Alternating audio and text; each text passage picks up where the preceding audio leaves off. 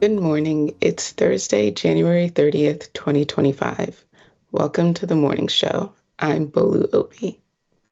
Let's get to the weather. Today will be sunny with a high near 44.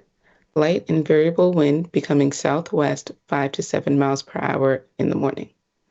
Tonight, rain will be likely mainly after 2 a.m. Cloudy with a low around 35. South wind 5 to 9 miles per hour. Chance of precipitation is 70%. New precipitation amounts of less than a tenth of an inch possible. On Friday, expect rain with a high near 52. Southwest wind 7 to 9 miles per hour. Chance of precipitation is 100%. New precipitation amounts between a half and 3/4 of an inch possible. Now for our events. Here are some events coming up in Cecil County in the next few days. From February 3rd through February 15th at the Northeast Library, visit the Frederick Douglass Advocate for Equality exhibit. It features an exploration of the full trajectory of Douglass's epic life from 1818 to 1895. This exhibition explores Douglass's impact and his life through his own words and in photographs and documents from the Gilder Lehrman collection. The Port Deposit Chamber of Commerce is having a Fire and Ice Festival on February 1st, 2025. The family-friendly event will light up the evening with glowing decorations, illuminated igloos by reservation, warm fires, local vendors, and a festive atmosphere that you won't want to miss. As part of the Winter Lights and Cecil Night celebration, Fire and Ice is the perfect opportunity to create unforgettable winter memories from 4:30 p.m. to 7:30 p.m. And for our news, from the Cecil Wig, to implement better mental health resources for all of our students, Cecil County Public Schools recently launched a comprehensive mental health library called Bright Path to make resources more accessible for students. Created specifically for Cecil County Public School students, Bright Path is an online portal that gives students in middle and high school access to various tools and resources to improve their mental health.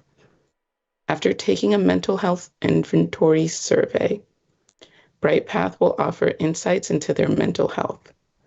If their responses indicate a significant need for intervention, Upper Bay will reach out to the students and their parents to make them aware and provide detailed information on various resources they can access to get more support.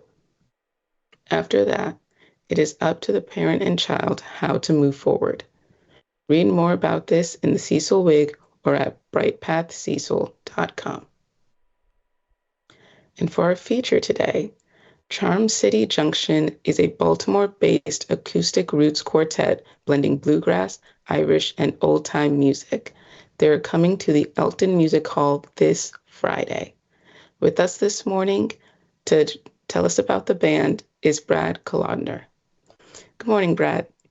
Hey, good morning. Thanks for having me on. Thanks for being here. So how did you become a bluegrass musician? Well, I grew up around music. My father, Ken, is a hammered dulcimer player, and I had to listen to his music whether I liked it or not. I wasn't forced to play as a kid, but certainly being around the music every day. After a bunch of years, it wasn't until I was about 17 when I finally decided to pick up the banjo. It just really spoke to me. And I went down the banjo rabbit hole and started playing with my father and started going to jam sessions and meeting folks all around the region who were playing old time and bluegrass music. And it just really connected. And after a number of years of performing with my father, started to expand the network a bit and found some peers, some folks who are my age who are playing this music. And that's how the beginnings of Charm City Junction were formed. That was probably about 12 to 15 years ago now. Oh, and can you explain the range of music that Charm City Junction plays? Yeah, so as I mentioned, the band came together around 2013, 2014, and I primarily play a genre that's known as old time music. So this is music that predates bluegrass. It's string band music, imagine fiddles and banjos and old tunes. And so I was playing mostly old time music, and I met an accordion player named Sean McComiskey and a fiddle player named Patrick McAvinue. And funny enough, Sean, who grew up in Baltimore, his father Billy and my father Ken used to play together many years ago. Lots of traditional Irish music sessions around Baltimore. So I met Sean at a local bluegrass jam or a local jam happening here in Baltimore, along with Patrick, who was there as well. And he's a great bluegrass fiddler who grew up in Baltimore County. So the three of us, while we actually play different styles of music, Sean playing Irish music, I'm playing old time, Patrick playing bluegrass, we decided that it would be fun to get together sometime just to hang out and have a little jam session. So we started to play just a couple of times at Patrick's house up in Towson in outside Baltimore. And we just found that while we play slightly different styles of music, there was a lot of common ground, and we really enjoyed hanging out with each other. And I pulled in a friend who was living in Northern Virginia at the time named Alex Lacquement, bass player, who I met at a festival a couple of years earlier. And I pulled him into the mix, and the four of us just clicked right away. And it was really interesting to try to navigate how to combine some Irish tunes with bluegrass fiddle, with old time style clawhammer banjo, upright bass. These are instruments that are often associated with one another, but it's very easy in these different music communities to kind of stay in your lane. And old time musicians play with old time musicians, and bluegrass musicians play with bluegrass, and so on. So we decided, we just enjoy making music together, and let's start a band and start playing shows. And 3 albums later and hundreds of gigs around the country since then, we're still going strong and very much enjoy playing with one another. Nice. So it's very obvious that you have a very unique sound just because you are mixing all of those different genres together. So we'll be really excited to hear it on tomorrow. And so bluegrass music made some inroads with younger people in the 70s with groups like the Old and in the Way and the Nitty Gritty Dirt Band. Who are the bluegrass fans today? Well, there's an artist out there right now that's having as big of an impact as anyone named Billy Strings, and he's filling up arenas. One of the most popular, not even just bluegrass musicians ever, but just filling up spaces that are you think of for rock or pop or country music, and selling out, these large venues and really connecting with people. So Billy Strings certainly big star right now, and really steeped in the history and the old bluegrass music, as well as innovating.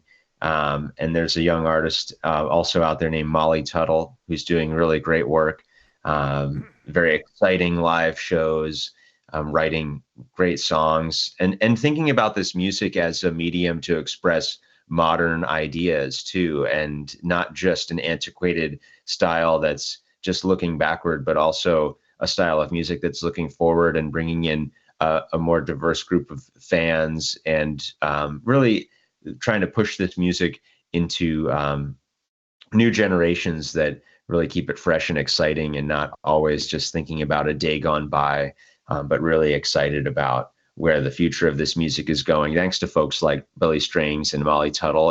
And certainly, but while we aren't on that level of fame, groups like Charm City Junction are much more accepted in bluegrass and roots music circles, groups that are trying to innovate and create new music, just like bands like Old and the Way and Nitty Gritty Dirt Band at the time were innovative and bringing together different genres of music. And I certainly think of this music as a continuum. It's just always evolving.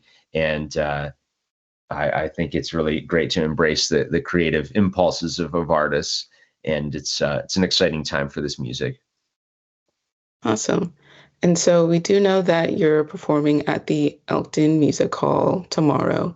Performance starts at 8, doors open at 7 p.m. But where else could people find your music?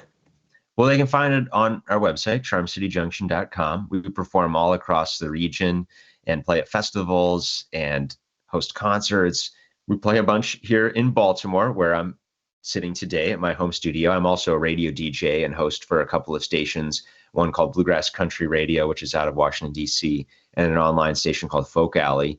So that's why I have this on-air sign and this microphone. So you can certainly hear lots of music through those stations. But Charm City Junction is always active in the region, and we've played up in Cecil County a bunch of times, up at the Milburn Stone Theater last fall for their Bluegrass Festival, and we play up in Hartford County a bunch as well. And I think going to our website is probably the best place to find out, charmcityjunction.com, or you can find us on Instagram or Facebook, and you can look us up on YouTube. All those places, we're out there, and we have a bunch of music to listen to on Spotify and all the rest. Awesome. Well, thank you so much, Brad, for joining us today. Thanks, Bolu, and we're excited to hopefully see some of you watching out at the Elkton Music Hall tomorrow night. It'll be our first time playing there. We hear great things about the space, and we're excited to bring our funky music to you up there in Cecil County, where there's such a great bluegrass history and so many great bands over the years that have called Cecil County home. So we're excited to be part of that community for at least an evening. Yeah, and we're excited to have you. Thank you. Mm-hmm. And thank you all for watching Cecil TV. If you think programs like this are valuable, please consider becoming a donor to Cecil Public Media. Please like us on Facebook and subscribe to the Cecil TV YouTube channel. Have a great day.